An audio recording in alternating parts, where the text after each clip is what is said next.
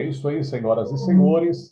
Está começando mais uma aula do seu curso de psicanálise clínica. Hoje nós vamos estar falando, dentro do módulo 7, a biografia de Freud, certo? Então, nós vamos estar gravando e você poderá assistir outra vez esta aula, tá bom? Então, é uma satisfação estar aqui com todos vocês para mais uma aula transmitida pela AMA Academia da Mente Analisar e Instituto Manuel Reis, tá certo? Módulo 7, biografia de Freud. Então, por que nós precisamos estudar a biografia de Freud? Porque se você quer se tornar um terapeuta, um psicanalista clínico, você tem que conhecer o autor do pai da psicanálise. Então, nós vamos estar mostrando um preâmbulo, uma, uma aplicação didática, onde nós estaremos entendendo de uma forma direta e clara sobre a biografia do autor da psicanálise, certo? Então, vamos lá. A biografia, ela é fantástica, porque você tira as dúvidas de quem é este teórico, este profissional, e você terá uma consciência em relação do que se trata, com grande afinidade e conhecimento, que você realmente vai estar tratando terapicamente. Então, esse curso ele abrange técnicas, teorias, partes didáticas de um conhecimento muito importante para você abraçar dentro da sua área profissional. Então, todos aqueles que são candidatos a alunos ao curso de psicanálise clínica, eles têm que estar por dentro dessa biografia, têm que comparecer nas aulas, têm que estudar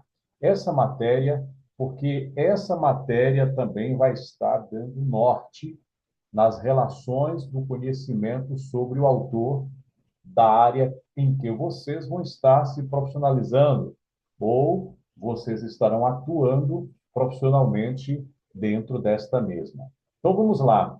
Aí vocês estão vendo a primeira coisa que nós vemos dentro de algumas informações o nome do autor, a data de nascimento, certo? Então, Sigmund Freud, em 1856 a 1939, foi um médico neurologista e importante psicanalista austríaco.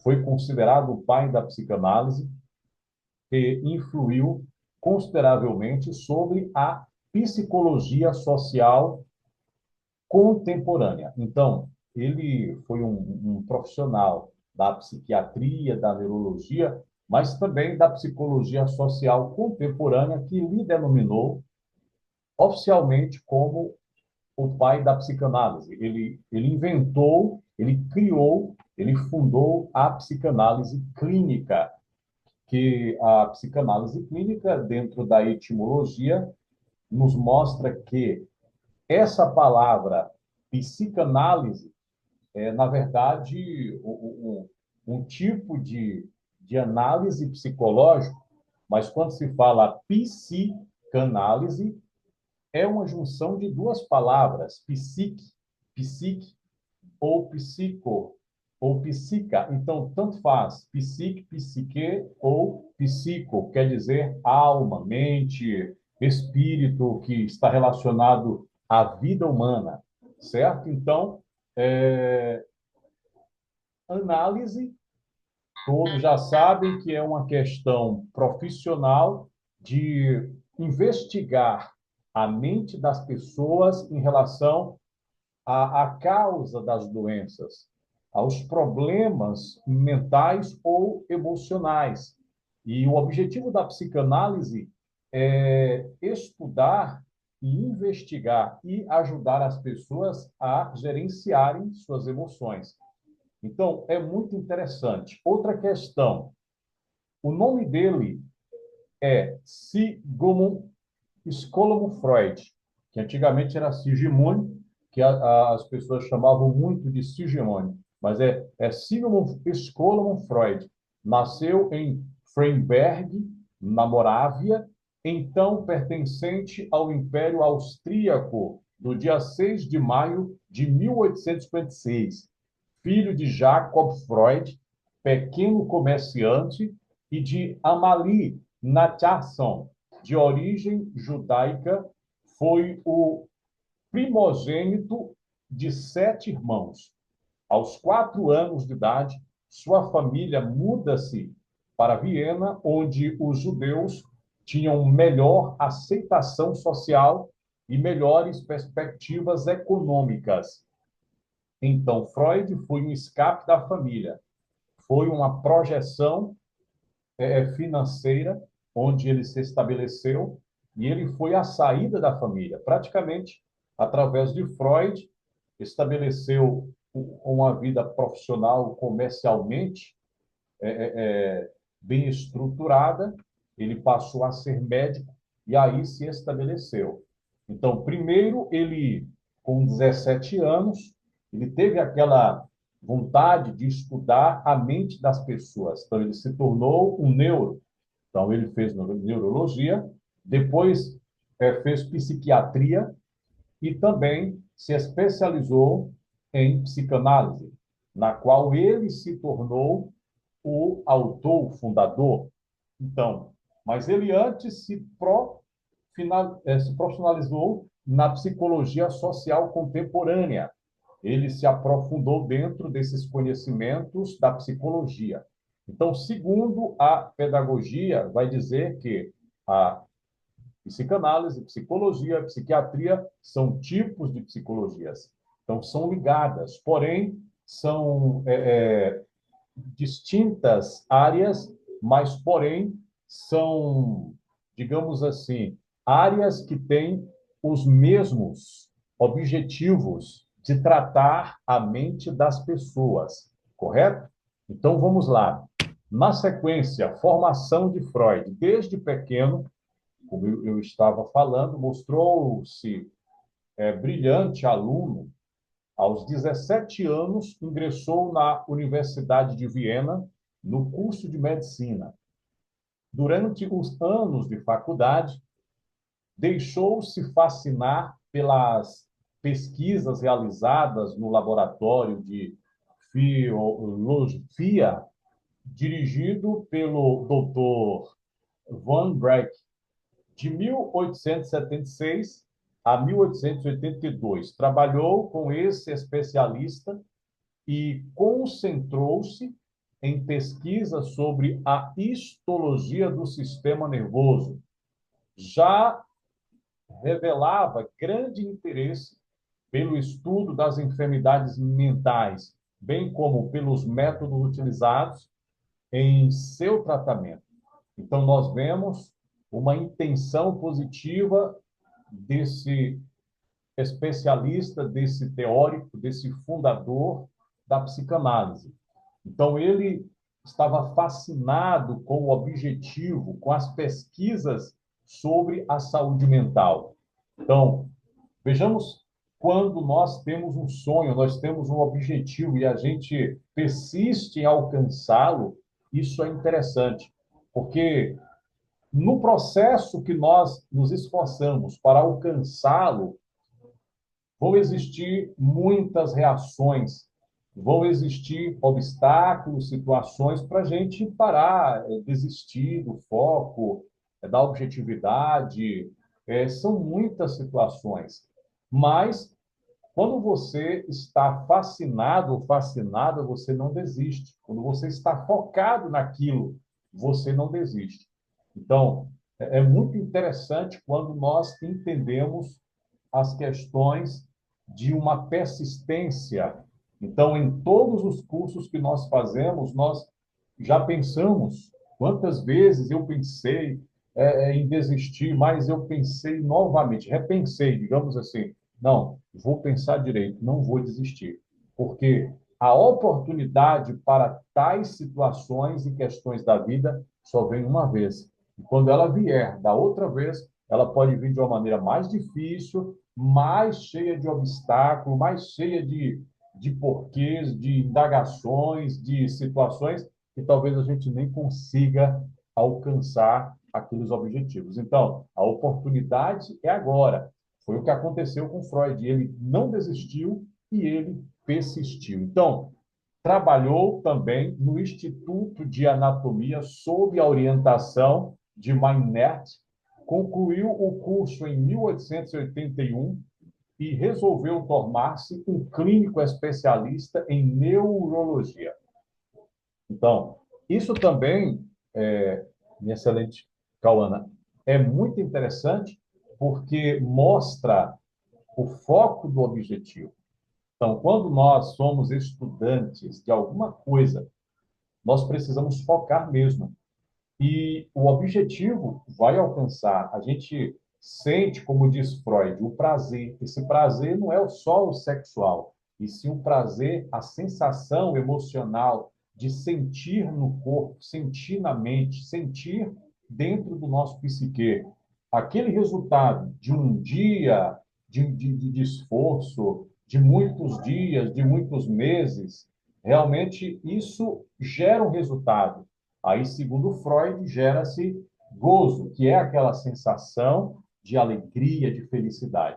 Então, aí nós vemos, durante alguns anos, Freud trabalhou em uma clínica neurológica para crianças, onde se destacou por ter descoberto um tipo de paralisia cerebral que mais tarde passou a ser conhecido pelo seu nome. Em 1884, entrou em contato com o médico Joseph Breller, que havia curado sintomas graves de histeria através do sono hipnótico, onde o paciente conseguia se recordar das circunstâncias que deram origem à sua moléstia. Então, Freud ele trabalhou muito com a hipnoterapia, que é uma terapia por base da hipnose. Então, hoje, a hipnoterapia ela tem técnicas que vão ajudar pessoas a se tratarem de problemas da obesidade, causado pela obesidade, insônia, ansiedade, estresse. Tem técnicas da hipnoterapia que ajuda as pessoas a relaxarem, a terem uma sensação de que aquele processo da vida vai passar. E isso é muito interessante quando nós vemos na psicanálise a associação livre, que gera uma coligação de diversas terapias e nos ajuda a entender o processo cognitivo. E aí as pessoas, elas cientemente, elas passam a serem tratadas. E isso é muito interessante. Mas Freud deixou a hipnoterapia, porque ele não estava tendo sucessos, tal, e aí ele substituiu a hipnoterapia pela a, a associação livre. Então, a associação livre, ela é a maior ferramenta do psicanalista clínico. Então, dentro de processos, nós estaremos permitindo as pessoas a relaxarem, a, a, a terem um estado de que ela volta lá na infância, passa pelo processo de tratamento e até a ressignificação. Então, é um processo que nós vamos lá no passado e tratar no presente aquele mal que atrapalhou, aquilo que bloqueia hoje, porque tem gente que pode estar sofrendo no presente questões do passado. Coisas do passado podem estar prendendo diversas pessoas hoje. Então, como, por exemplo, aquela pessoa foi estuprada, foi violentada no passado.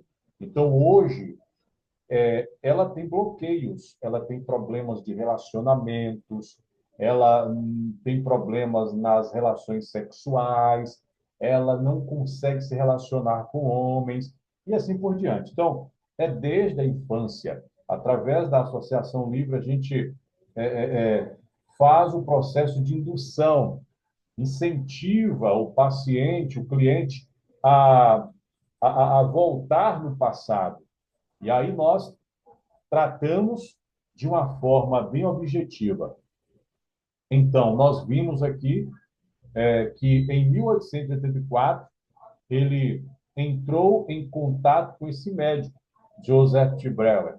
Então, ele foi um médico fantástico também, que lhe ajudou a entender esse, esse tipo de tratamento sobre sintomas graves de histeria.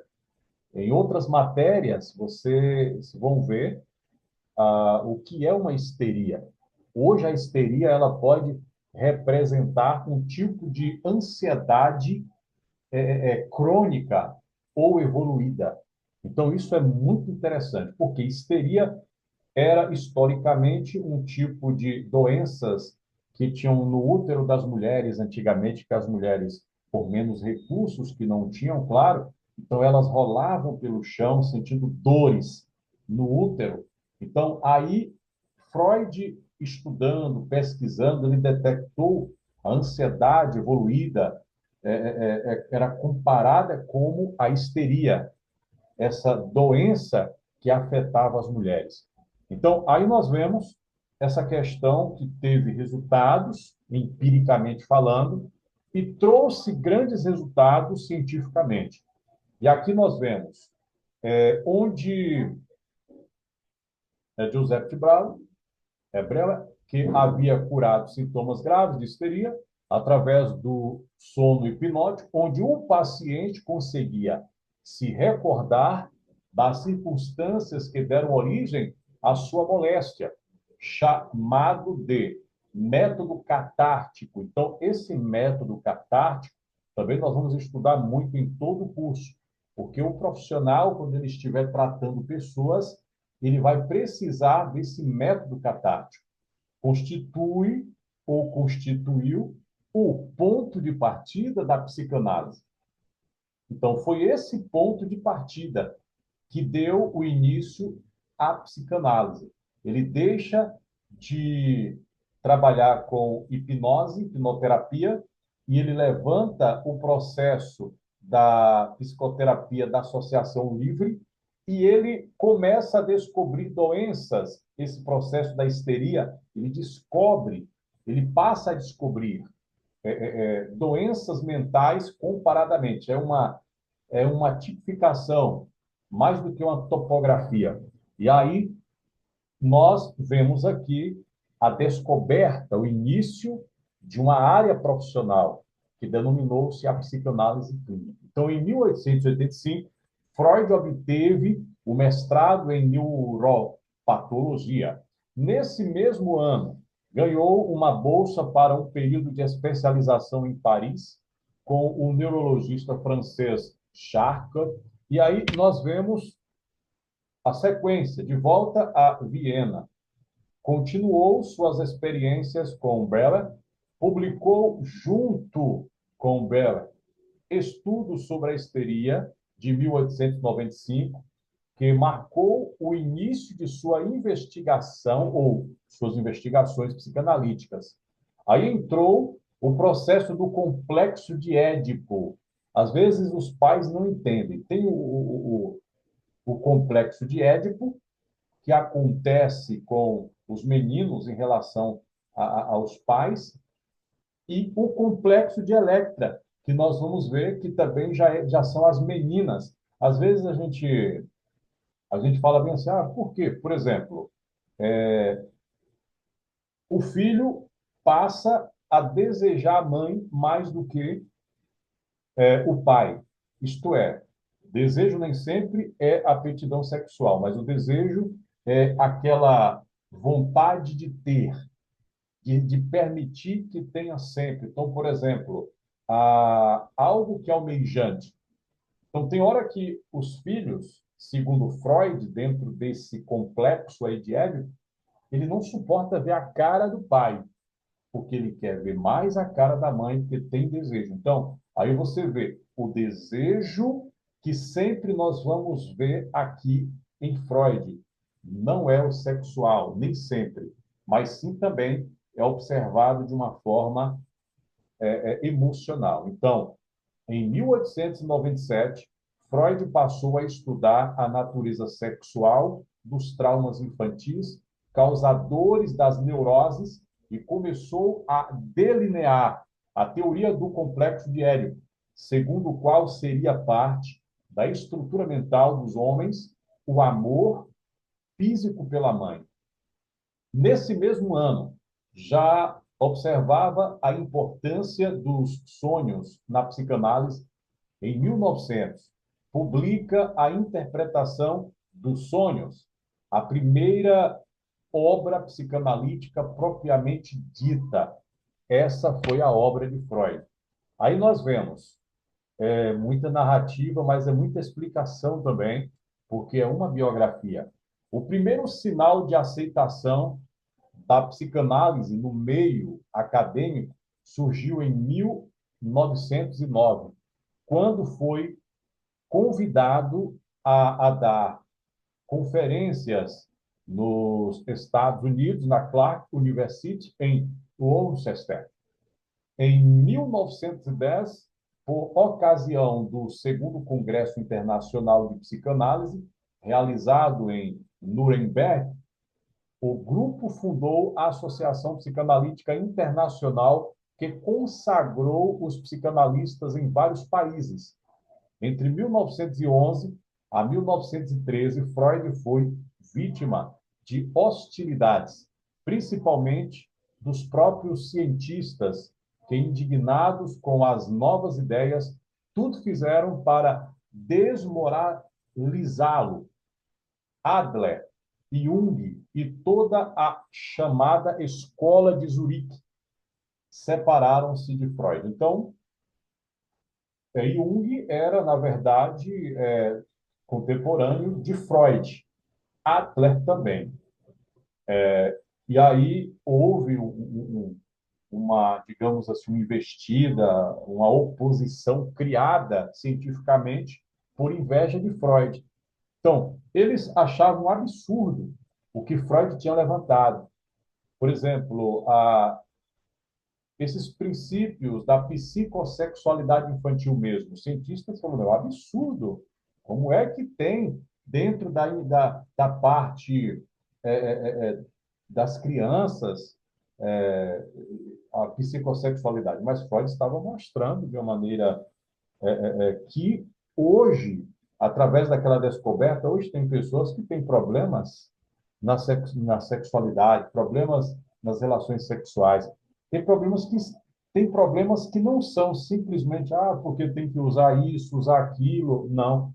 É, não é simplesmente um problema de Viagra, falta disso. E sim, o problema pode estar no lado emocional. Então, isso gera um bloqueio. Então, existem muitas pessoas sofrendo por causa de bloqueios. É por causa disso, é isso, é aquilo, então isso não consegue desenvolver. Então, aí, outra questão, Freud, o pai da psicanálise, em pouco tempo, Freud conseguiu dar um passo decisivo e original que abriu perspectivas para o desenvolvimento da psicanálise ao abandonar a hipnose, substituindo-a pelo método das livres associações, passando então a penetrar nas regiões mais obscuras do inconsciente, sendo o primeiro a descobrir o instrumento capaz de atingi-lo e explorá-lo em sua essência. Então, olha que coisa interessante. Durante 10 anos, Freud trabalhou sozinho no desenvolvimento da psicanálise. Então, não tinha ninguém. Depois que a filha dele apareceu para lhe acompanhar, quando ele já estava doente. Em 1906, a ele juntou-se Adler, Jung, Jans e Steinkel, que em 1908 se reuniram no primeiro Congresso Internacional de Psicanálise em Salzburg. Então, aí, quando nós entendemos que toda a historicidade faz parte de uma estruturação, de uma área profissional. Isso nos fortalece, nos enriquece a atuação profissional. Agora, para nós finalizarmos, doença e morte. Em 1923, já doente, Freud passou pela primeira cirurgia para retirar um tumor no palato. Então, Cauana, ele teve um câncer na mandíbula, no palato, passou a ter dificuldades para falar, sentia dores e desconforto. Seus últimos anos de vida coincidiram com a expansão do nazismo na Europa. Então, foi uma turbulência terrível. Ele já estava sofrendo, estava com esse câncer, e ainda essa perseguição, porque a mãe dele era judia, era de Israel. Em 1938, quando os nazistas tomaram Viena, Freud, de origem judia, teve seus bens confiscados e sua biblioteca queimada. Foi obrigado a se refugiar em Londres, após um pagamento de resgate, onde passou os últimos dias de sua vida. E aí, para finalizar, Freud morreu em Londres, Inglaterra, no dia 23 de setembro de 1939. Mas quando você lembrar, Cauana, você como futura psicanalista clínica, você lembrar 6 de maio, você vai lembrar o dia do psicanalista, certo? Aí comemora-se o dia do psicanalista. Nós estamos com uma programação aqui em Salvador para nós termos um encontro de psicanalistas. E aí nós estamos movimentando para ver se ocorre tudo positivo. Então, as obras de Sigmund Freud foi a interpretação dos sonhos, 1900, Psicopatologia da Vida Cotidiana, 1904, 3 ensaios sobre a teoria da sexualidade, 1905, Totem Tabu, 1913, O Mal-Estar da Civilização, 1930, Moisés e o Monoteísmo, 1939, dentre outros. Aí nós vemos aqui frases de Freud. Aqui ele já estava bem velho, tal, e algumas fotos reais dele mesmo. Então, a filha dele estava viva esses dias. Até nesse ano, acho que o ano passado, ela faleceu. Então, olha as frases. A inteligência é o único meio que possuímos para dominar os nossos instintos. Outra frase. A felicidade é um problema individual. Aqui nenhum conselho é válido. Cada um deve procurar, por si, tornar-se feliz. Interessante. Outra frase de Freud. O sonho representa a realização de um desejo. E outra frase. Se quiseres poder suportar a vida, fica pronto para aceitar a morte. Então, se você quiser enfrentar qualquer coisa e ter resultados, então fica preparado para os obstáculos que vão vir, certo? Então, nós finalizamos. Aí, quem faltou nessa aula perdeu 2 pontos, porque essa aula é realmente exigida para quem passa a assistir e dentro da sua profissionalização. Então, dentro da sua profissionalização, tem que haver essa matéria nos tópicos de assistidos para incrementar o conhecimento. Tá bom? Quer fazer alguma pergunta, minha excelente? Fique à vontade. Não, professor, porque essa matéria eu já dei no curso de psicologia. Ah, sim. Então, são bases. Eu tenho 5 semestres de psicologia. Então, tem muito assunto que eu já passei por ele. Então, o pai da psicanálise eu conheço. Então, tá bom, minha excelente. Nós estamos encerrando a nossa aula. mas estamos juntos. Qualquer coisa pode falar comigo, com o setor, tá certo? Mas foi bom tê-la conosco aqui na sala de aula. Tudo de bom para você até a próxima aula. Obrigado, foi bom atualizar um pouquinho, ver de outro ângulo a Tá visão bom? diferente de Freud. Até mais. Obrigada. Boa noite. Tchau, tchau, boa noite.